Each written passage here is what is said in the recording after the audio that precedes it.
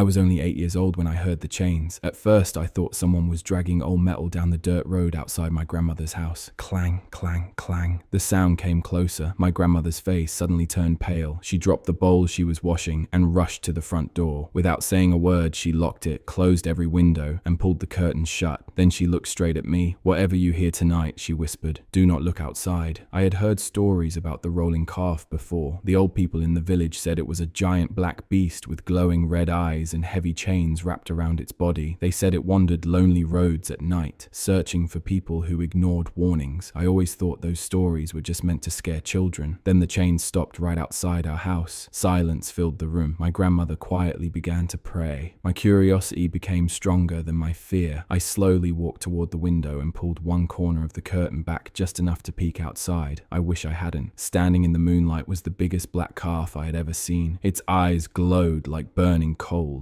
Thick iron chains hung around its neck and dragged across the ground. Clang, clang. Its head slowly turned. It looked directly at me. I froze. The rolling calf took one slow step toward our front gate. Then another. The chains scraped against the dirt with every move. My grandmother gasped. She gently pulled me away from the window and held me close while she continued praying. Outside, the creature let out a deep, frightening roar that shook the walls of the little house. For several long minutes, it stood at our gate without moving. Then, just as suddenly as it had appeared, it turned around. The chains rattled as it disappeared into the darkness. Clang, clang, clang. The sound grew quieter until the night became still again. Neither of us slept. When the sun finally rose, my grandmother opened the front door. Fresh hoofprints, bigger than dinner plates, were pressed deep into the mud outside our gate. The marks stopped at our fence. There were no footprints leading away, only the deep trail left by heavy chains. My grandmother looked at me and quietly said, "Now you know why we never answer the chains. Even today, whenever I hear metal dragging in the distance at night, I close my curtains, say a prayer, and remember the glowing red eyes that stared back at me from the darkness."